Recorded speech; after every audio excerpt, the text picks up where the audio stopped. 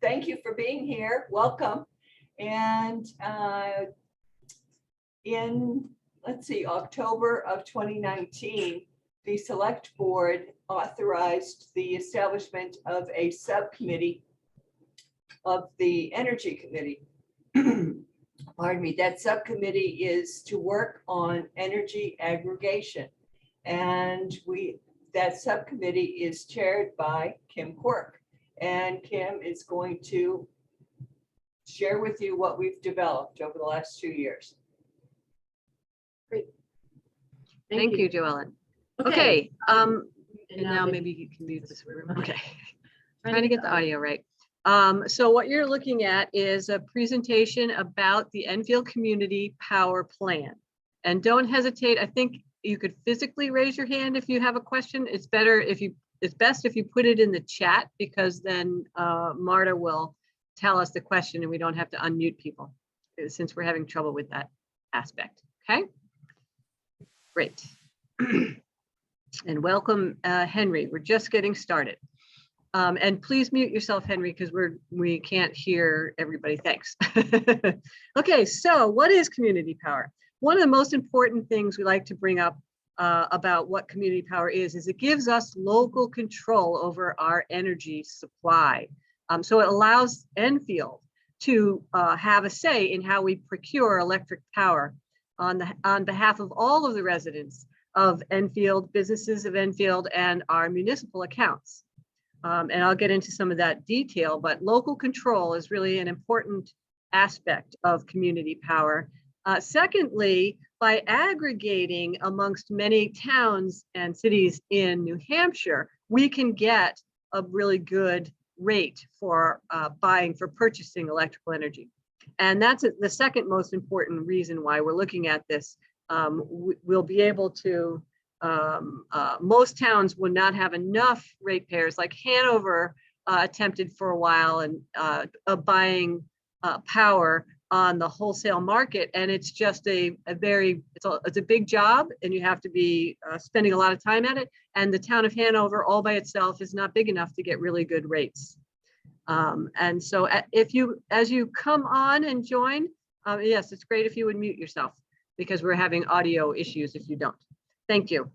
And then the third reason that we really want community power in Enfield, and this is the Energy Committee has been looking at this for probably over a year, is to help us define and meet our own goals for energy. We can actually create programs that would help low and moderate income homes, that can help to support and encourage energy efficiency and renewables.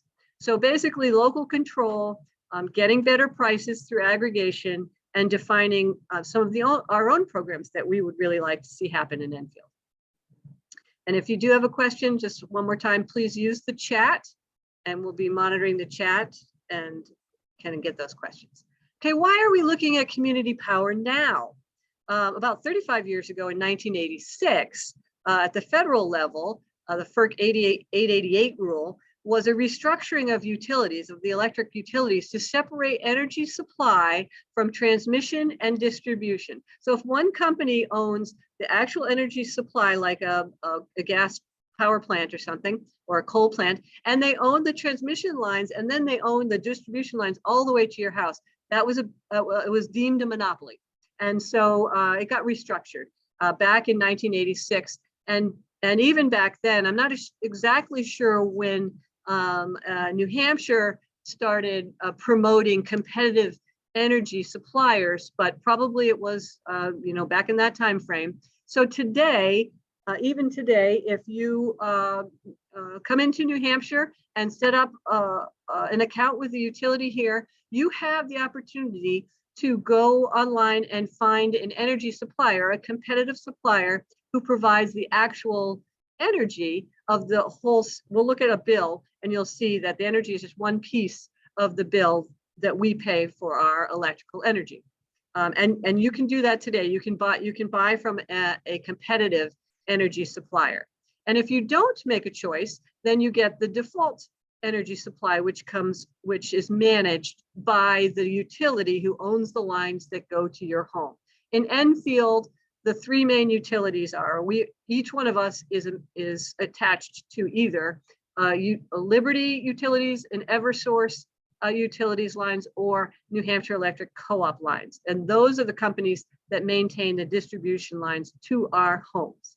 So that was 35 years ago. 25 years ago, in 1996, New Hampshire passed the RSA 53E, which were rules that allowed municipal aggregation across multiple towns. And this is where we can get a benefit. Again, one town or even one city in New Hampshire is not big enough to get good pricing if we wanted to pool to buy for our town or city. But multiple towns across New Hampshire, multiple cities, we can get much better pricing. So it wasn't until 1996 that it made sense to start thinking about how could we work with other towns and get good pricing. But even then, it was relatively hard to do until just last year, this year, 2021, when the local New Hampshire House Bill 315 was finally passed, where if a municipality adopts community power, then all the residents, businesses, and municipals that are on default energy, again, they haven't made a choice to go to a competitive energy supply, all of those default people would be able to opt in as part of this community power. And that's important because if you think about it, the number of people who will actively make a choice for a different energy supply, first of all, they have to understand why they would bother doing that. And then they'd have to go and look and compare rates and do all kinds of stuff. Probably 80% of 80 or even 90% of homeowners don't choose a supplier. They won't opt into something different. It's too much work. So when HB 315 passed, that said, if we do create an Enfield Community Power Plan, and we agree to that as a town, then all of the default people who are using the default energy can be opted in automatically to this new community power because we as a town decide it's a good idea. And we'll get to how we make that decision. But until those three things were in place, the most recent one being this year, we really couldn't create a program that would work financially and give us lower prices and more control over our energy. So that's why it's happening now. It's very exciting. And one of the most important things to understand from this is that the electric utilities in New Hampshire are distributors and they're billing entities. They always give us our bill. No matter what energy supply you choose, you are still going to get the bill and you're going to pay for distribution to that company who owns the lines that go to your house. So you don't get a choice between Liberty and Eversource. Liberty either owns your line or Eversource or New Hampshire Electric Co-op, but you can choose beyond that what your energy supply will be. The electric utilities in New Hampshire are not in the business of providing energy. The energy supply that they do give you, they pass through. They don't mark it up. They don't make money on it. They don't care about this program. If you choose a different energy supplier, that does not bother Liberty or Eversource. It doesn't matter to them. They just pass it through.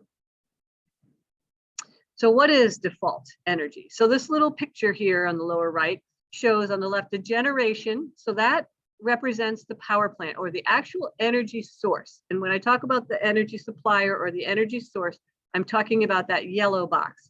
It could be solar or wind. It could be a coal plant or an oil or a gas plant, anything that makes energy.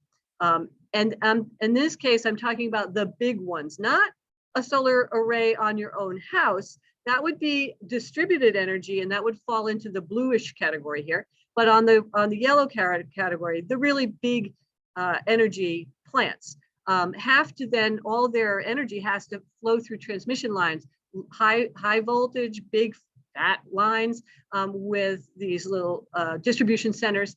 And then they go into the blue, and the blue is the area that our utilities are responsible for. That's what they get paid for.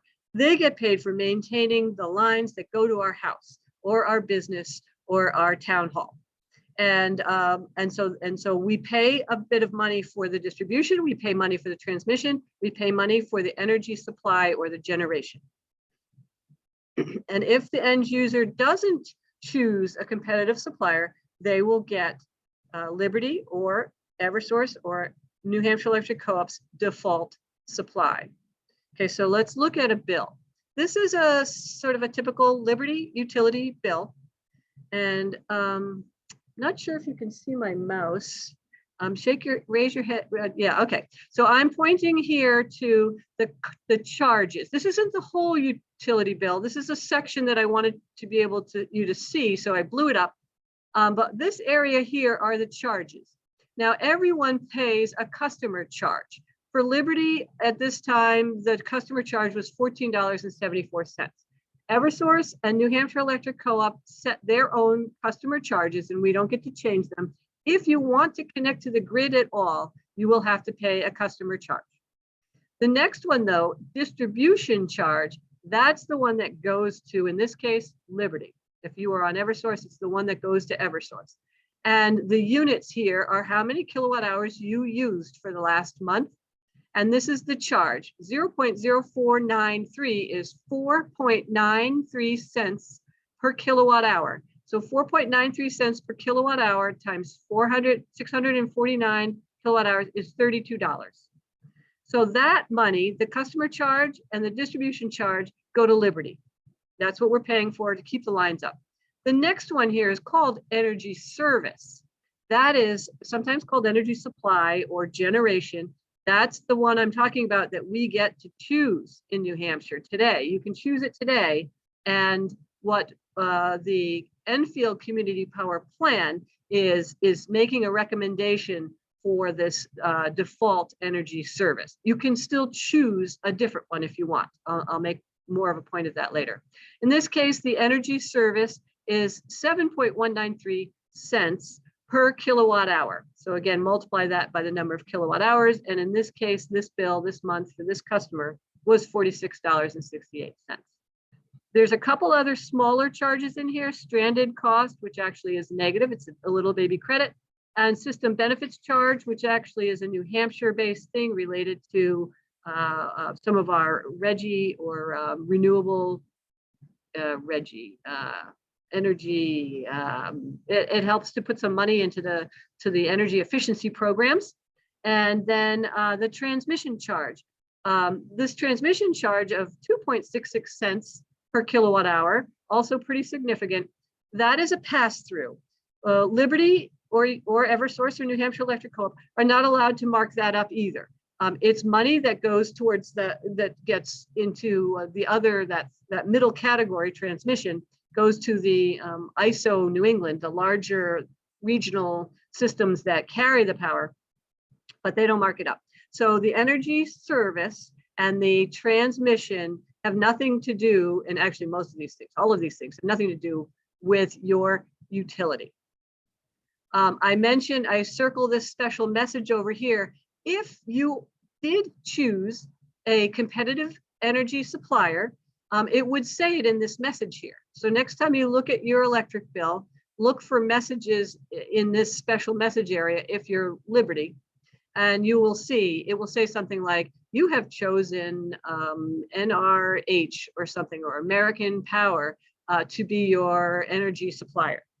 And in this bill, this person is on default, which means Liberty is passing through their energy supply that they have helped to get a good price for, and they just pass it through.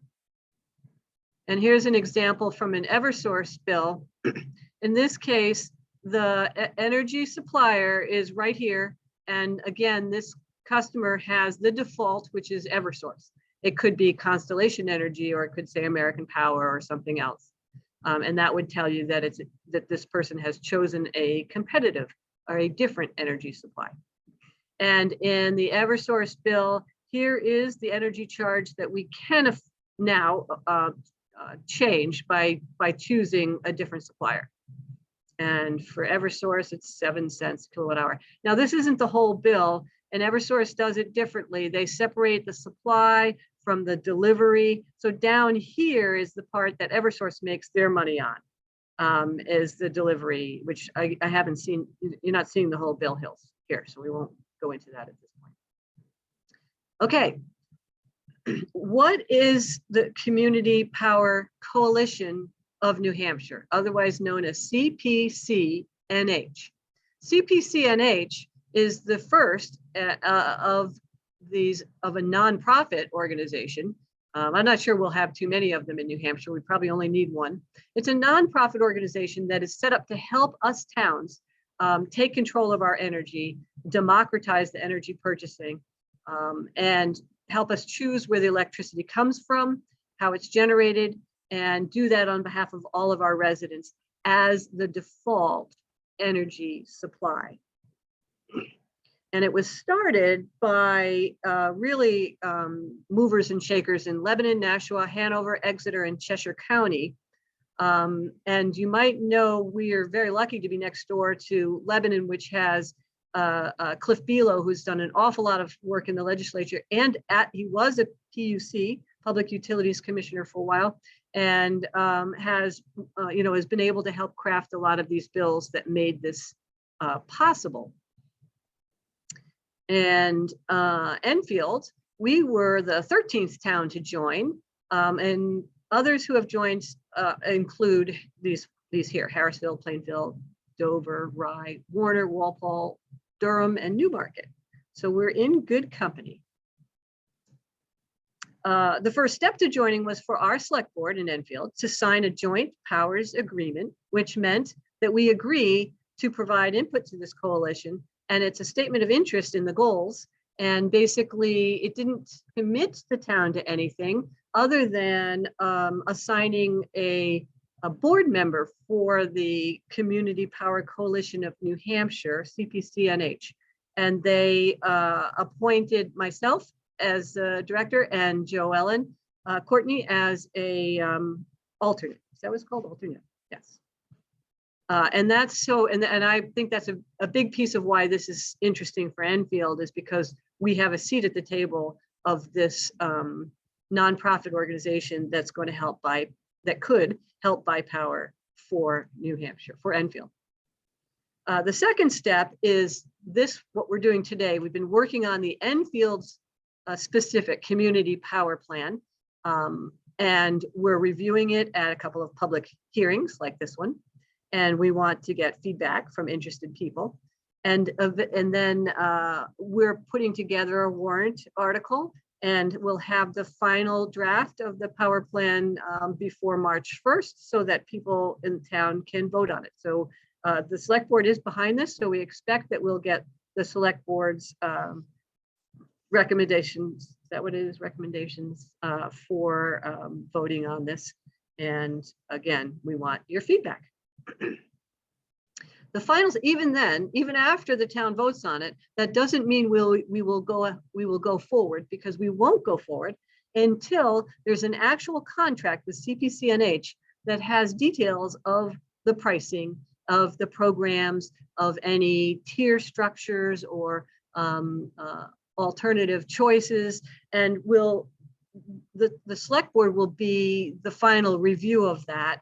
Review that with our input from this committee, and then they decide to sign that.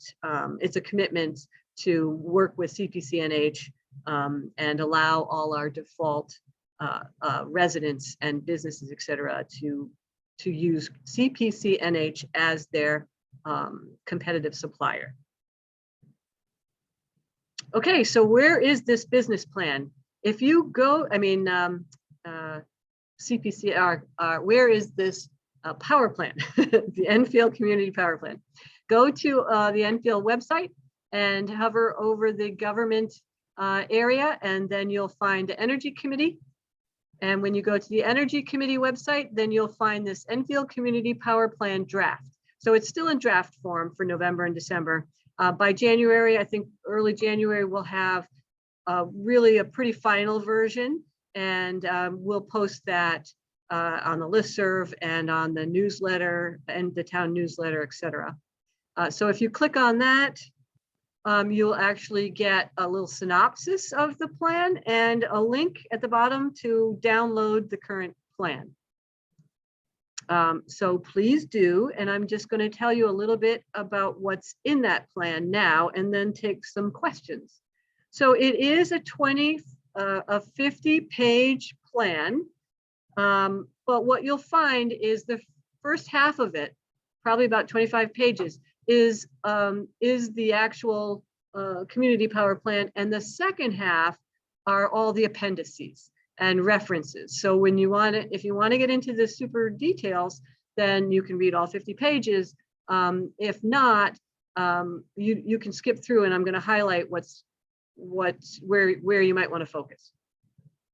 So the introduction to community power is exactly what I'm telling you now, what we're going through now, why we're doing this, why this is the right time to do it, what kind of benefits we get from it. This next section is an overview of how it's going to work for Enfield. How many residents and businesses and municipals do we have right now that might already be on default power and would be opted into the CPCNH? And also, it will say things about how anybody, individuals, businesses, or the town can opt out if they don't want to be on CPCNH. They can opt out back to the default of their utility today, or they can opt to a different competitive supplier, somebody who's been out there for a while. And then this is the part that I do want us to really focus on, and it's pages 16 and 17 in the plan. This is the part that's more detailed Enfield. Most of the rest of the plan, there's some templates, and there's a lot of stuff in there that is generic to all of the towns who are participating. But Enfield's power goals and objectives are where we want to focus a little bit of energy. And then before I go into that, the electric aggregation plan statutory requirements is what it says. It's the structure and methods for entering into and terminating agreements and things like that. So what we've been doing with posts on the listserv that you may have seen, trying to provide some information about community power early on. And now from feedback from that, as well as feedback from other towns who have been hearing about this, and from mainly Enfield people. I say the two main objectives so far, but I modified this today, and I put the first three main objectives so far that we've been hearing as feedback from people, is that this community power plan, and if we go to CPCNH, number one is that the rates have to be competitive. The initial offering must be lower or competitive with the default energy that you are getting today if you have not chosen a different energy supplier. And by the way, if you have chosen a different energy supplier, it's important to look at it from time to time, look at the rates and look at what the default power rates are. Oftentimes a competitive supplier keeps upping their rates faster than you didn't necessarily notice, but they jumped up, and you could be paying a lot more than the default if you haven't been paying attention. That's one other real benefit with CPCNH.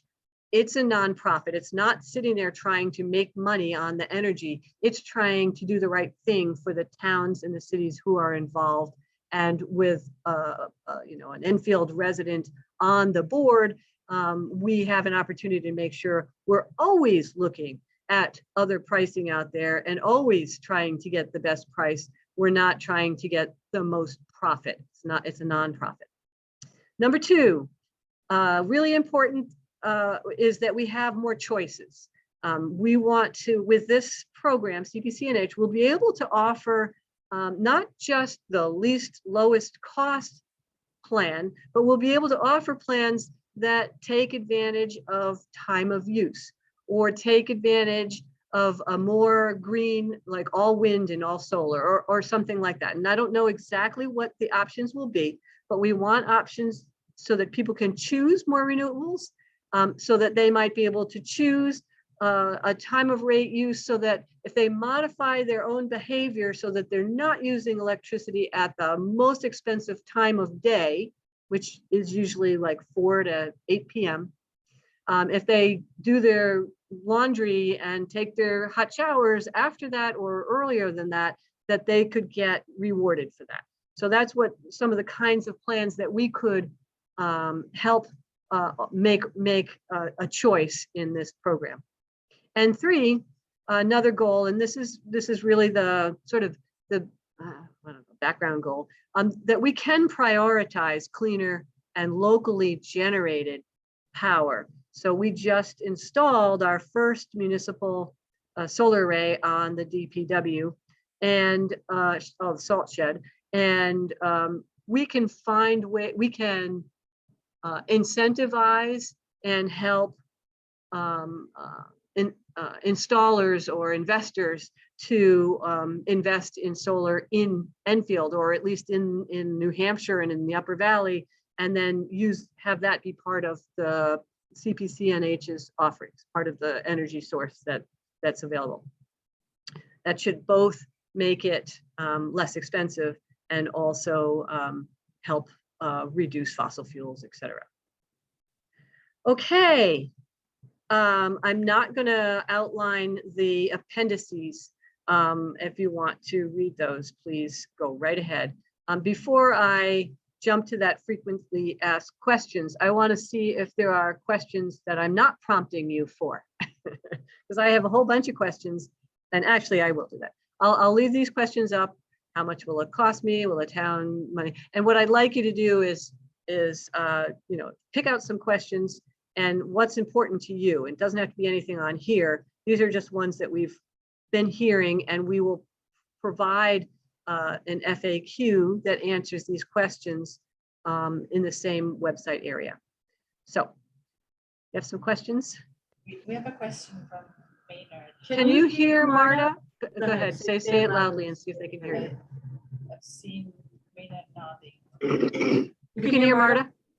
Okay, go ahead, I can repeat it if they don't hear. Not well. So his question was, how does this opt-in out affect me as a grid-tied solar producing residential customer? Okay, so let's first do opt-in. Well, how does opt-in and opt-out work to the individual? And then how does it work if you have solar already on your house? So in general, if you don't, let's start with you, if you don't have solar in your house, and at any time, you can decide to opt into a different energy supplier than whatever the default is. If you're on Liberty, then default of Liberty or default of Eversource. And you would do that by going to the New Hampshire, I think it's the Department of Energy, someplace, or even at Liberty or at Eversource, you can find a link that says, who are my alternative suppliers? And so to opt in or opt out, you would be signing a contract with that. You as an individual would be signing a contract with Constellation Energy, and it would have how many years or how many months, and it would have a rate, and you would be signing that contract. With CPCNH, if this program goes through, then you don't have to do anything if you're as a default. You wouldn't have to do anything. And you would be on CPCNH, but you could opt out if you wanted to go back to Liberty default, or if you wanted to choose a different supplier. If you have solar on your own house, there's two, it won't make a difference. And I think that's, so that's down there on the list. If I have solar, how will this affect me? A lot of people who have solar are not making all of their energy, and they still do buy some energy. And if they do still buy some energy, then they would be buying it through the CPCNH instead of default energy. If they're making more energy and they're in a net metering program where they've been able to really make more energy than they use, then we're working on the exact details. CPCNH, I should say, is working on the exact details about how we interact with the utilities to allow the exact same rules. And it's hard to do the exact same net metering rules, but it's not hard to do the effective exact same net metering rules. So one of our goals is to ensure that we are encouraging solar on individual homes as well as municipal solar or larger scale. And so it is definitely a goal, like of this program, to ensure that the net metering rules are upheld in terms of the effective dollars. it's, again, it might not be exact same rules just because it's a new party that's getting involved. It's a little complicated, but I think it's doable. And actually, I will just ask, since Henry Herndon's on this call, he has been very involved in all of the setup of CPCNH. He's pretty much, what's your title, Henry? Hi, Kim. I'm a consultant who's been working with maybe Power say Coalition. something about the net metering part. Yeah, sure. I'd be happy to. So Uh-oh, I can't hear you. Wait, we have to unmute you or turn the volume up. Can you hear me now? Kim, can you hear me?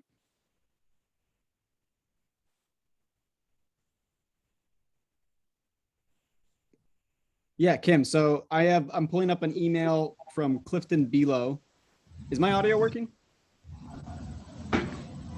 Yes, I'm getting the nod. Okay, thank you. So the question is community power and net metering. And for net metering customers on 1.0, these are the customers who are before 2017. Can they participate in community power under the same terms is the question. And the answer is yes. And just going to read from Lebanon's electric aggregation plan. They say that, which I believe similar language is in Enfield, but net metering 1.0 customers with utility consolidated billing can maintain their system of kilowatt hour crediting. So this is sort of the nuance between there's old net metering where you get a one-to-one credit. And then there's people who got net metering after 2017 and they have a slightly discounted credit. And the point is, if you have either type of net metering, you can retain the same exact agreement at a minimum with Enfield Community Power. And there may be alternative options. Kim mentioned time of use as one potential down the line option where you have a solar or a solar plus storage array that is compensated on a time-based rate. I hope that helps, Kim. Yes, thank you. Thank you. Oops. And I guess I'm happy to try to, if are there other questions right now? There's none that are typed in. But it's easier perhaps, Linda or Maynard, if you have questions, we can just unmute you rather than typing if you want. Or I can go through the list.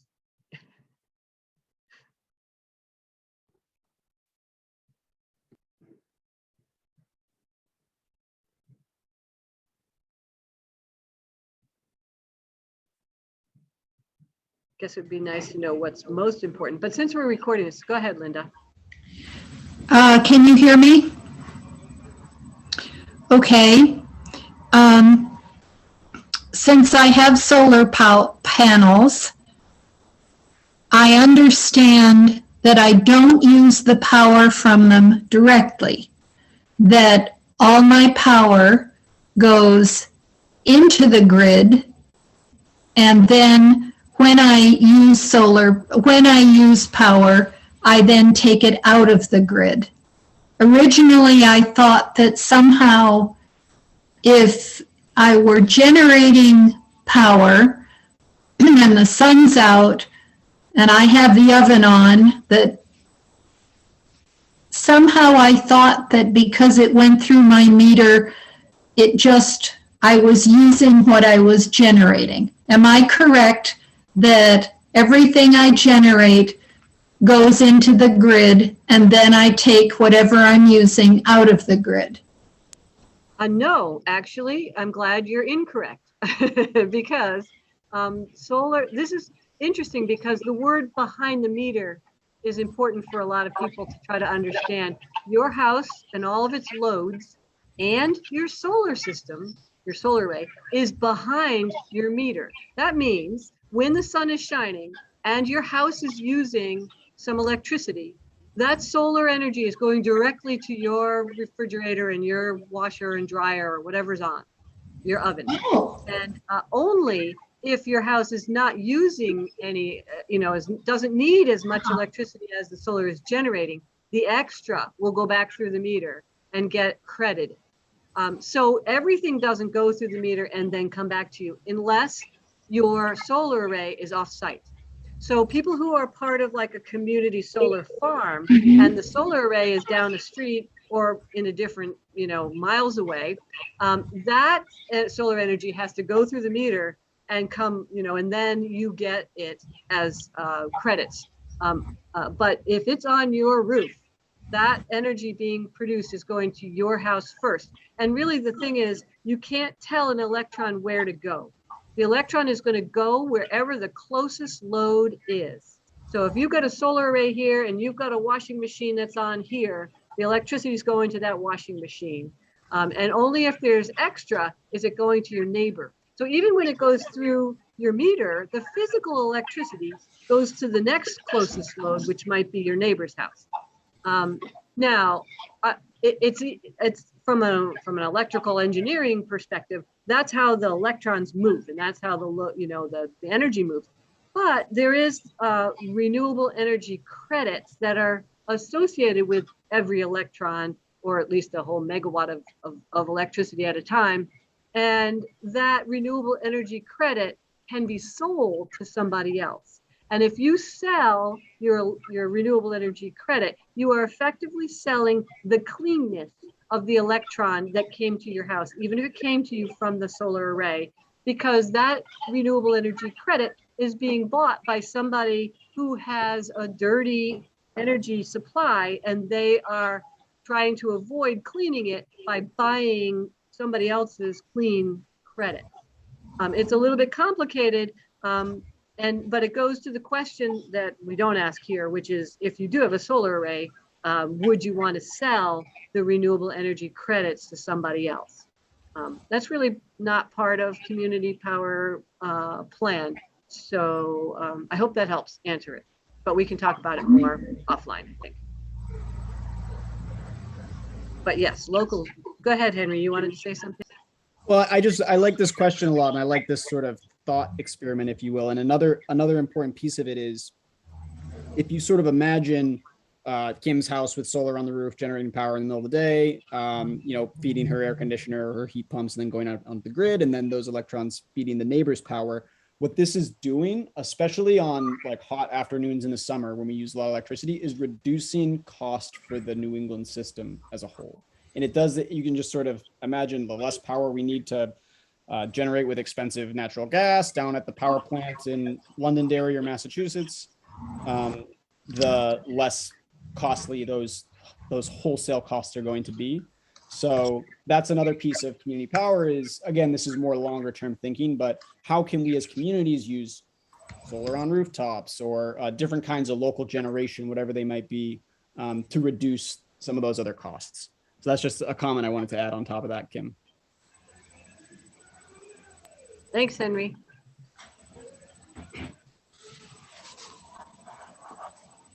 Maybe I'll go through a few more of these questions that are here. The how much it will cost me is going to be, as we talked about, it's no different than you're paying for electricity today.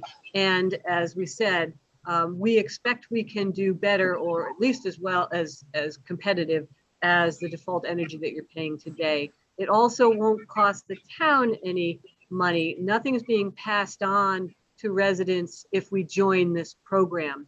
It's all self-contained in the energy price that we each pay, which is how it works today. So we're not moving outside of the realm of standard cost for energy.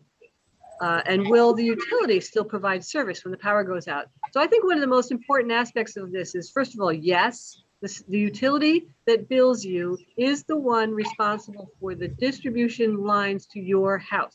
And so they will absolutely be the ones to call if the power goes out locally and they need to go fix the lines. And you're still paying for that, and you haven't deprived them of any of their money by changing, using a different energy supplier. So they won't be mad at you. They won't service you less. This next question, what will the rates be and what will the programs be? That we will not be answering right now. And because it's not there, they haven't been set up yet. And we're, CPC&H is working on that, and will take a while to work on that. It's not part of any of the individual community power plans to have the details. Those details will be in an actual contract that the town will be reviewing and deciding whether they like it or not. And we, Joellen and myself, who are on the board anyway, and knowing this stuff, will be keeping Enfield apprised of the kinds of programs, and will be getting feedback as to what kind of programs we want to see, and being able to supply the rates as they start becoming available. So we don't have those now, and they won't be part of the actual plan that we'd be voting on. How do we know we can trust this plan or trust CPCNH to provide the best services? I think this is a really good question, because I would ask the question right now today is, how are we trusting the Liberty Utilities or Eversource or New Hampshire Electric Co-op to give us the best prices and services? How do we know to trust a for-profit organization that's supplying a different competitive energy supplier when we can't even know what their costs are or their profit margins? One of the most important things about CPCNH is it's a nonprofit and it's transparent. All our meetings are open and anybody can listen in and ask questions, and we have to supply all the same. So we're a nonprofit with a mission, as opposed to a for-profit with a profit plan that we need to make. So I think this is a more trustworthy source than many other possibilities. The next question, what if I don't want to participate? That's the easiest one. You opt out. Just like you can opt into something different today. If you don't want to be in CPCNH, you can opt out and go back to Eversource default, or you can pick a different competitive energy supplier. And if you already have a competitive, this is one that's interesting. If you've already chosen a competitive energy supplier, and the town of Enfield votes on this plan, and then further down the line, the select board agree on a CPCNH program and decide to sign a contract with them. If you are on a competitive energy supplier, you will not magically be moved to CPCNH because you've already made a choice. But you can opt in to CPCNH. So if you are on a competitive energy supplier, you should look at your contract with them, because many times they have an end date. They should have an end date, and you'll want to know when that date ends, and that might be when you would decide to opt in to CPCNH if it's a better program and you like it. Who makes energy rate changes? Actually, this question came in, and I think it will be an interesting one. Henry, as long as you're still on, when CPCNH has to make changes, rate changes, how do you foresee that happening? How's that going to happen? This is a great question, Kim, and unfortunately, I'm not going to have an answer for you that's clean right now. But what I can say is that what CPCNH has, I believe, just done is brought on their legal support firm that was involved in drafting the agreement to create the nonprofit, and they have national expertise in sort of public power sector. And anyway, CPCNH is going to be conducting a competitive solicitation process, an RFP process that each town has a seat at the table for and is sort of involved in executing. So you get that economy of scale in their purchasing power when they put the RFP out for a vendor, someone who has the technical expertise to manage procurement. And the communities that are involved in the coalition or CPCNH and the legal support and the firms that are selected through that competitive RFP process will work together to develop a subsequent cost sharing agreement. This will detail things like how frequently do rates change. And that's another thing that will come back to the town of Enfield to review. And if they don't want to move forward with any program, they don't adopt that agreement. But if they do want to initiate Enfield Community Power, they could execute that agreement at that point in time. So sometime in the coming year, likely. Great. And as we learn more about all these things, this is a new company, CPCNH. So there's a lot that's just being worked out now. The last couple of questions, what options will be available? So we're talking about all kinds of possibilities, and some of what can be available will come as feedback from the town and individuals, but some of the things you can imagine, that we can imagine, include, first of all, just different choices for a more green energy supply. And then a time of use, as I was saying earlier, where you might have the opportunity to save money on your electric bill by using big appliances at different times of the day.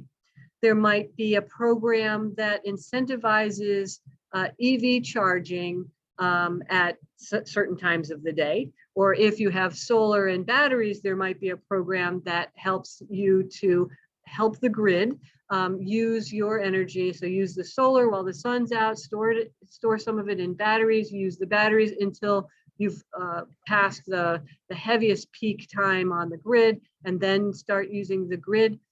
So we can imagine all kinds of different possibilities. We may, with smart meters, which would be an important part of this, smart meters would help us to help individual homes to know what they're using and when they're using the energy, and then you can modify your behavior that way. But it can also help if people are willing to opt into a program that turns on or off your heating or your air conditioning, your heat pumps or something.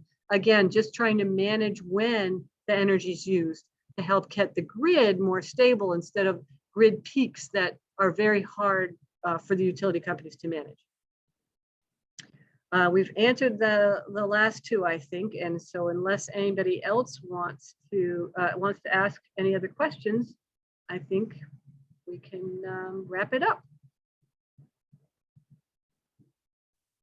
Maybe I have a question. Go ahead, open up your. Yeah, I think people might be able to hear me. So it seems that there might be, I don't know, Linda says she's not hearing me. Okay. Just put it on the mic because I turned mine off.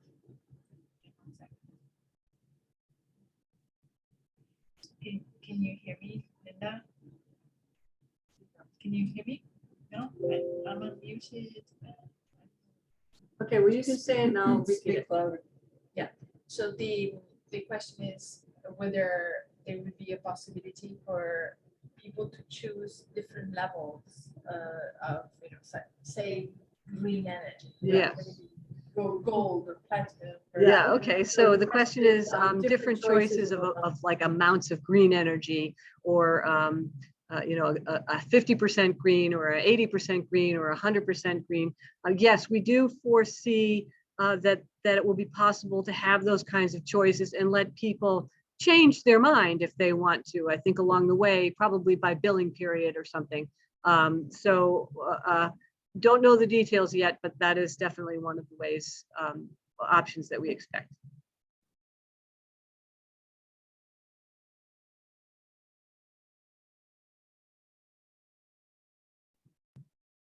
Anything else? Okay, yes, I do have actually another slide, I believe. Let's see if this is working. So the next steps would be the warrant article. It's not going to be a possible warrant. It will be a warrant article. It might possibly look like this. See if the town will vote to adopt the Enfield Community Power Plan, which authorizes the select board to implement electric aggregation described therein. And so we're hoping that, and we're expecting, because the select board is behind this, that we will be able to get this warrant article or something like this for our town meeting, which is going to be in March. And so I think the warrant article needs to be in before the end of the year. We want the final version of the community power plan to be available at least a couple weeks before the town meeting. But we'll also, we have a draft available now, and we'll have a second draft in January. So yes, here is the schedule that we've been on so far. It was actually it was before October 1st that the town of Enfield signed the JP. I think it was September 9th or 6th, something like that. December 7th was our first public hearing, this one being the second one, December 15th. February 1, the warrant articles are due, okay. Then our next public hearing we'll probably have on this is really just to go over the finalized version of the plan, as close as we are, put any last minute things in it, have it available for March 1st. publicize that again on the listserv, on the town's newsletter, the Facebook page, and then March 12th is next year's town meeting for a vote. And again, even after that, when CPCNH has an actual rate schedule and options and things available, then that would go to the select board, and an agreement would be signed before we would actually implement everything. I think that's it. That's all I've got for slides. Any other questions? Great.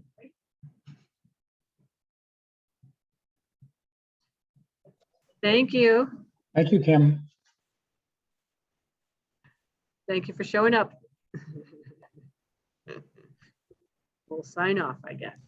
Thank All you, right, Henry. see ya. Bye.